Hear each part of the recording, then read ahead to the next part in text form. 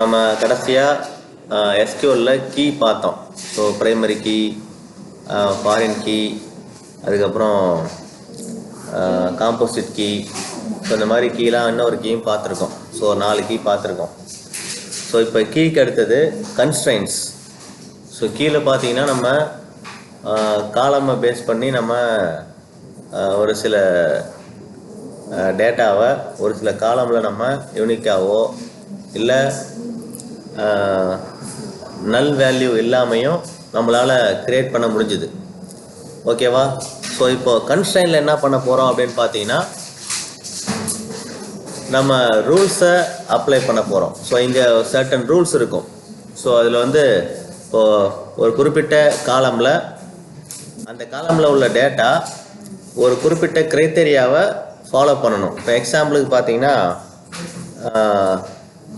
Age எடுத்துப்போம். So ஒரு காலமில் age நம்ம ஃபில் பண்ண போகிறோம். அந்த காலமில் நம்ம டைப் பண்ண வேண்டிய ஏஜ் வந்து பிலோ 18 இருந்தது அப்படின்னா ஃபில் ஆகக்கூடாது. நம்ம ஒரு கண்டிஷனை கொடுத்து ரெஸ்ட்ரிக்ட் பண்ணுவாங்க. ஸோ ஏஜ் எபோவ் 18 இருந்தால் 18 இல்லை 18 எபோவ் இருந்தால் மட்டும்தான் என்டர் ஆகணும் அப்படின்னு ஒரு கண்டிஷனை அங்கே ஃபிக்ஸ் பண்ணுவோம். ஸோ இது வரைக்கும் நம்ம அது மாதிரிலாம் பண்ணியிருக்க மாட்டோம்.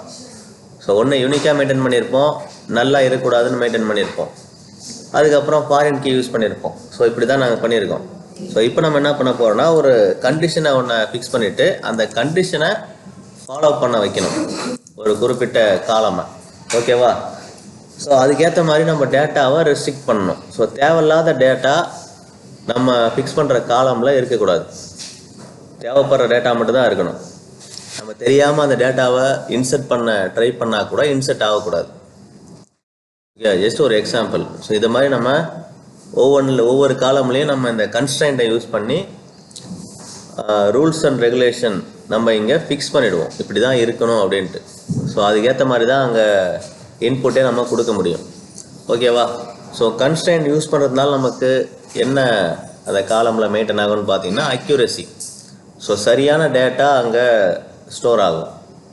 இப்போ நீங்கள் பிலோ 18 ஏஜ் உள்ள டேட்டாவை இன்சர்ட் பண்ண ட்ரை பண்ணாலும் இன்சர்ட் ஆகாது. ஒரு எக்ஸாம்பிளுக்கு சொல்கிறேன். ஓகேவா? ஸோ அதே மாதிரி டேட்டா கன்சிஸ்டன்சி. ஸோ டேட்டா நம்ம கொடுத்துருக்க கண்டிஷன் ஏற்ற மாதிரி சரியான டேட்டா அங்கே ஃபில் ஆக போகுது. அதே மாதிரி இன்டெகிரிட்டி. ஸோ ஒரே மாதிரியான டேட்டா அங்கே இருக்கிறதுக்கு வாய்ப்பு இருக்காது. ஒரே மாதிரி டேட்டா இருக்கலாம். இங்கே வந்து நல்லு அந்த மாதிரி எந்த கண்டிஷன் நம்ம ஃபிக்ஸ் பண்ண மாட்டோம். ஸோ தேவைப்பட்டால் ப்ரைமரி கீயும் யூனிக் கீயும் யூஸ் பண்ணிப்போமே தவிர அது கூட யூஸ் பண்ணிக்கலாம். ஸோ நீங்கள் இந்த கன்ஸ்ட்ரைண்ட் யூஸ் பண்ணும்போது கீ யூஸ் பண்ணக்கூடாது அப்படிங்கிற கண்டிஷன்லாம் கிடையாது. அதையும் சேர்த்து நம்ம ஒரே காலமில் யூஸ் பண்ண முடியும். ஸோ ஒரே காலமில் நம்ம யூனிக்காகவும் யூஸ் பண்ண முடியும். இந்த மாதிரி கண்டிஷனையும் நம்ம செட் பண்ணிக்க முடியும். ஓகேவா? ஸோ நோட் பண்ணிட்டீங்களா? அதை கன்ஸ்ட்ரைன்ட்னா என்ன அப்படிங்கிறத நோட் பண்ணிக்கங்க. ஸோ நம்ம ஏன் கன்ஸ்ட்ரைனை யூஸ் பண்ணுறோம்? ஸோ நம்ம வேலிடான டேட்டாவை இன்சர்ட் பண்ணுறதுக்காக. ஸோ இன்வேலிட் டேட்டாவை நம்ம இன்சர்ட் பண்ணுறத ப்ரிவென்ட் பண்ணுறதுக்காகவும். ஸோ வேலிட் டேட்டா இன்சர்ட் ஆகணும், இன்வேலிட் டேட்டா இன்சர்ட் ஆகக்கூடாது. ஸோ அதுதான் ஃபஸ்ட்டு கண்டிஷன். அடுத்தது பிஸ்னஸ் ரூல்ஸ் நம்ம இங்கே கொடுப்போம். பிஸ்னஸ் ரூல்ஸ் அப்படின்னா ஸோ நம்ம டேட்டாபேஸுக்குள்ளே உள்ள ரெக்கார்ட்ஸ் எந்த மாதிரி இருக்கணுங்கிறத நம்ம தான் டிசைட் பண்ணணும். ஸோ ஒவ்வொரு யூஸருக்கு ஒவ்வொரு விதமான டேட்டா. இப்போ நான் ஏஜ்னு சொன்னேன். ஸோ அதே மாதிரி சேல்ரி எடுத்துக்கிறீங்க அப்படின்னா ஒரு கம்பெனியில் மினிமம் இவ்வளோ பேசிக் சேலரின்னு ஒன்று இருக்கும். ஸோ 15,000 இருக்குது அப்படின்னா 15,000க்கு கீழே நீங்கள் ஒரு டேட்டாவை இன்சர்ட் பண்ணிங்கன்னா இன்சர்ட் ஆகக்கூடாது. இதுதான் வந்து பிஸ்னஸ் ரூல்ஸ். அவங்களுக்கு தேவைப்படுற ரூல்ஸை அவங்களே தான் டிசைட் பண்ண போகிறாங்க. ஸோ அதுக்கேற்ற மாதிரி நம்ம காலமை ஃபிக்ஸ் பண்ணிப்போம். ஸோ அந்த காலமில் ரூலை ஃபிக்ஸ் பண்ணிப்போம். அதே மாதிரி ரெஃபரன்ஷியல் இன்டெகிரிட்டி. ஸோ இதில் பார்த்தீங்கன்னா நம்ம ஒரு காலம்லேருந்து இன்னொரு காலம் இல்லை ஒரு டேபிள் இன்னொரு டேபிள் நம்ம ரெஃபரன்ஸ் எடுக்கும்போது, ஸோ ஃபாரின் கீ யூஸ் பண்ணி ரெஃபரன்ஸ் எடுக்கும்போது அதில் ஒரே மாதிரியான டேட்டா கண்டிப்பாக இருக்காது. நம்ம வேலிட் டேட்டா மட்டும்தான் அங்கே இருக்கும். ஸோ அது இங்கே மெயின்டைன் ஆகும். அடுத்தது database reliability. So database ஒரு சரியான டேட்டா தான் இருக்குது அப்படிங்கிற ஒரு நம்பிக்கை நமக்கு கிடைக்கும். ஸோ இன்வேலிட் டேட்டா இந்த டேட்டா பேஸில் இருக்காது அப்படிங்கிறத நம்ம கன்ஃபார்ம் பண்ணிக்கலாம்.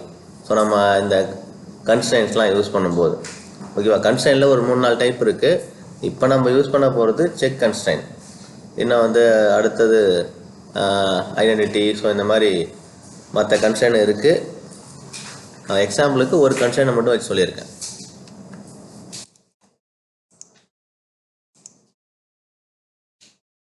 ஸோ இப்போ நம்ம பார்க்க போகிறது செக் கன்ஸ்ட்ரைன். அந்த கன்ஸ்ட்ரைனோட டைப்பில் first type check constrain. So check constraint நம்ம என்ன பண்ண போகிறோம் அப்படின்னா limit the values according to rule. So நம்ம ஒரு ரூலை ஒன்று ஃபிக்ஸ் பண்ணுவோம். அந்த ரூலில் பார்த்தீங்கன்னா ஒரு குறிப்பிட்ட வேல்யூ மட்டும்தான் இன்சர்ட் பண்ணுற மாதிரி நம்ம ரூலை செட் பண்ணியிருப்போம். இப்போ நான் இங்கே செட் பண்ணியிருக்கிறது பார்த்தீங்கன்னா 2 எக்ஸாம்பிள் கொடுக்க போகிறேன். ஸோ ஃபஸ்ட் எக்ஸாம்பிளில் நான் கொடுக்க போகிறது ஏஜ். ஸோ ஏஜ் பிலோ 18 இருந்தது. இப்போ எக்ஸாம்பிளுக்கு நம்ம இந்தியன் ஓட்டர் சிஸ்டத்தில் பார்த்தீங்கன்னா பிலோ 18 ஓட் பண்ண முடியாது. கரெக்டாக?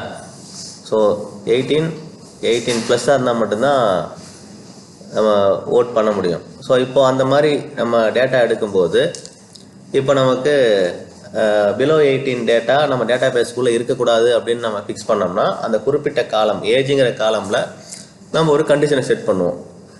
ஏஜ் கிரேட்டர் தென் 17 அப்படின்னு ஃபிக்ஸ் பண்ணிட்டா போதும். 17க்குள்ளே இருக்கிற எந்த டேட்டாவும் இன்சர்ட்டே ஆகாது. ஸோ எபோவ் 17னா 18.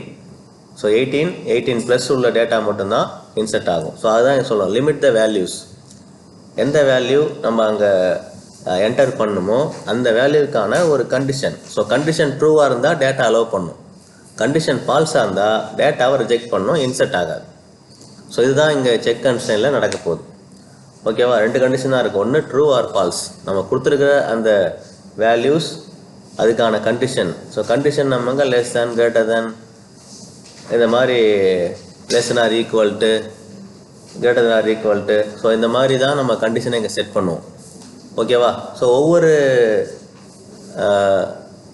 இடத்துக்கு ஏற்ற மாதிரி ஒவ்வொரு டேபிளுக்கு ஏற்ற மாதிரி நமக்கு கண்டிஷன்ஸ் வேரி ஆகும். ஸோ டேபிள் டேட்டா பேஸுங்கிறது நம்ம கிரியேட் பண்ணுறது தான்.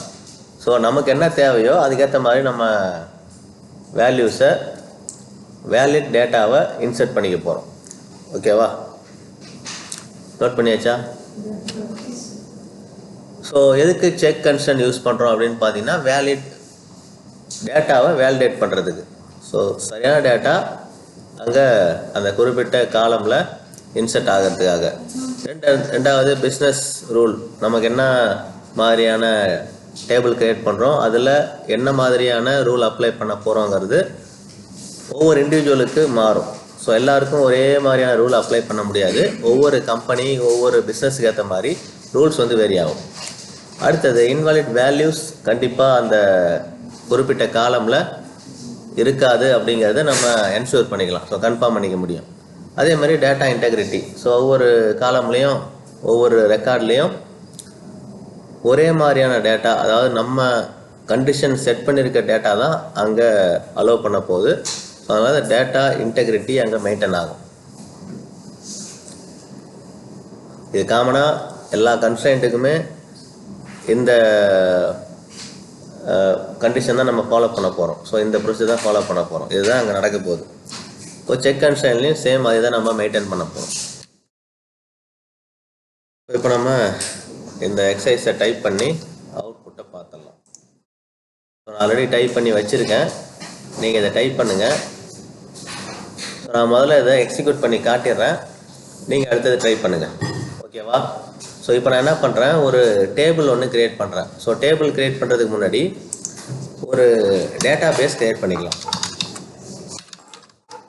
ஸோ டேட்டா பேஸ் நேம் பார்த்தீங்கன்னா day5 அப்படிங்கிற நேமில் ஒரு டேட்டா பேஸ் நான் க்ரியேட் பண்ணிக்கிறேன். ஸோ அதுக்கு க்ரியேட்டுங்கிற கீவேர்டு யூஸ் பண்ணும். So create database day5. So நான் இன்றைக்கி யூஸ் பண்ண போகிற எல்லா எக்ஸசைஸுமே இந்த day5ங்கிற டேட்டா பேஸில் தான் பண்ண போகிறேன். ஓகேவா. ஸோ நான் எக்ஸிக்யூட் பண்ணிக்கிறேன். ஸோ எக்ஸிக்யூட் பண்ணதை நான் யூஸ் பண்ணிக்கிறேன்.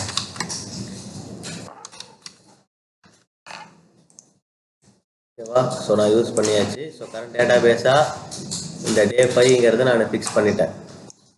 ஸோ இப்போ என்ன பண்ணுறேன், ஒரு டேபிள் க்ரியேட் பண்ணுறேன். ஸோ டேபிளில் பாருங்கள் பர்சன்ஸ் அப்படிங்கிற நேமில் ஒரு டேபிள் க்ரியேட் பண்ணுறேன். ஸோ அதில் ஐடி. ஸோ ஐடிங்கிறது அது ஏதோ ஒரு பிஸ்னஸாக இருந்தது, ஒரு கம்பெனியாக இருந்தது அப்படின்னாக்கா ஒவ்வொரு இண்டிவிஜுவல் பர்சனுக்கும் ஒரு ஐடி கொடுத்துருப்பாங்க. ஸோ ஐடி கார்டிலே வந்து ஒரு ஐடி நம்பர் இருக்கும். ஸோ அந்த ஐடியாக இங்கே இருக்கலாம். ஓகேவா? ஸோ ஐடிங்கிறது நம்பராக இருக்க போது, ஸோ அதனால் இன்டீஜர் ஐடி வேல்யூ கண்டிப்பாக நல்லா இருக்கக்கூடாது, நாட் நல்லா மட்டும்தான் இருக்கணும். ஸோ நல்லுங்கிற வேல்யூ அதாவது எம்டியாக ஐடியை நம்ம அங்கே சேவ் பண்ணக்கூடாது. அடுத்தது last name. So last name கேரக்டருங்கிறதுனால வேர் கேர் 255 கொடுத்துருக்கோம். ஸோ லாஸ்ட் நேம் நாட் நல்லா இருக்கணும், அதாவது நல்லா இருக்கக்கூடாது. ஸோ இங்கே லாஸ்ட் நேமுங்கிறது நம்மளுடைய நார்த் இந்தியாலாம் போனீங்கன்னா லாஸ்ட் நேம் தான் அவங்களோட நேமாக இருக்கும். ஃப்ரண்ட்டில் உள்ள ஃபர்ஸ்ட் நேம் வந்து அவங்க பேரண்ட்ஸோட நேமாக இருக்கும். ஓகே, ஃபாதர் நேமாக இருக்கும். அதனால தான் லாஸ்ட் நேமை நல்லா இருக்கக்கூடாதுன்னு ஃபிக்ஸ் பண்ணியிருக்காங்க இங்கே. ஓகேவா? ஸோ அடுத்து ஃபர்ஸ்ட் நேம் நீங்கள் என்டர் பண்ணாலும் பண்ணலாம், பண்ணாட்டி போகலாம். அடுத்தது ஏஜ். ஸோ ஏஜில் தான் இப்போ நம்ம செக் கன்ஸ்டன்ட்டை இங்கே ஃபிக்ஸ் பண்ணியிருக்கோம். ஸோ இங்கே பார்த்தீங்கன்னா ஏஜ். ஸோ ஏஜுங்கிறது ஒரு integer value. So numerical value தான் இன்டீஜர் பண்ணியிருக்கோம்.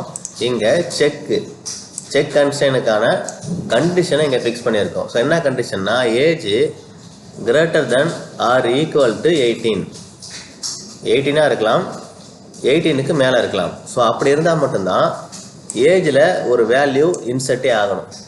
ஸோ ஏஜுங்கிற காலமில் ஒரு வேல்யூ இன்சர்ட் ஆகணும்னா இந்த கண்டிஷனை ஃபாலோ பண்ணணும். ஸோ கண்டிஷனை ஃபாலோ பண்ணல அப்படின்னா அங்கே அந்த காலமில் எந்த ஒரு வேல்யூ இன்சர்ட் ஆகாது. ஸோ ட்ரூவாக இருந்தால் மட்டும்தான் இன்சர்ட் ஆகும், ஃபால்ஸாக இருந்தால் இன்சர்ட் ஆகக்கூடாது. ஸோ அதான் இங்கே ஃபிக்ஸ் பண்ணியிருக்கோம். ஸோ நான் இப்போ என்ன பண்ணுறேன், இந்த டேபிளை எக்ஸிக்யூட் பண்ணுறேன். ஸோ டேபிளை எக்ஸிக்யூட் பண்ணோன்னா டேபிள் கிரியேட் ஆகிடுச்சு. ஸோ டேபிள் கிரியேட் ஆகிடுதான்னு செக் பண்ணுறதுக்கு நான் செலக்ட் ஃப்ரம் query போட்டு செக் பண்ணிக்கிறேன்.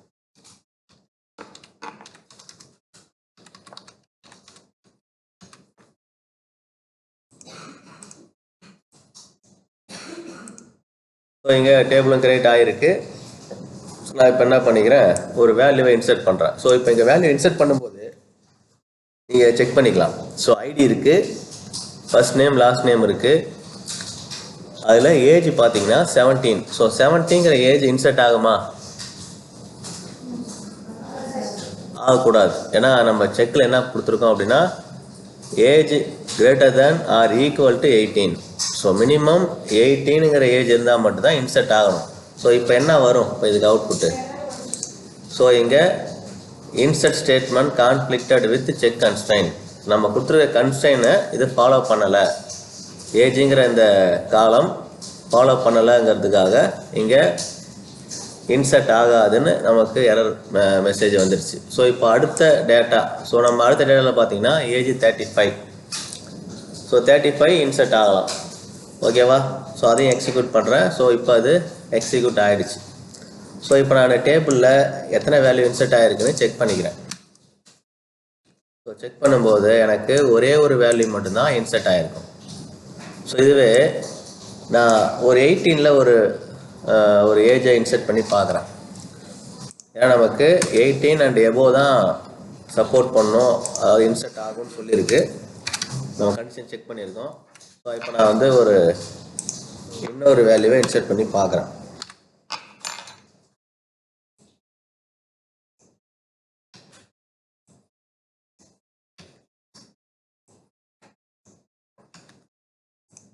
ஓகேவா? ஸோ இப்போ அடுத்த வேல்யூ நான் 18 அப்படிங்கிற ஏஜை இன்சர்ட் பண்ணி பார்க்குறேன். ஸோ இது இன்சர்ட் ஆகணும். ஸோ இன்சர்ட் ஆகுது. ஓகேவா?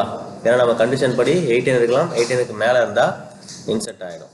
இதையும் நான் இங்கே செக் பண்ணிக்கிறேன். ஸோ செக் பண்ணும்போது 2 டேட்டா இன்சர்ட் ஆகிருக்கும், ஒரு டேட்டா மட்டும் இன்சர்ட் ஆகாது.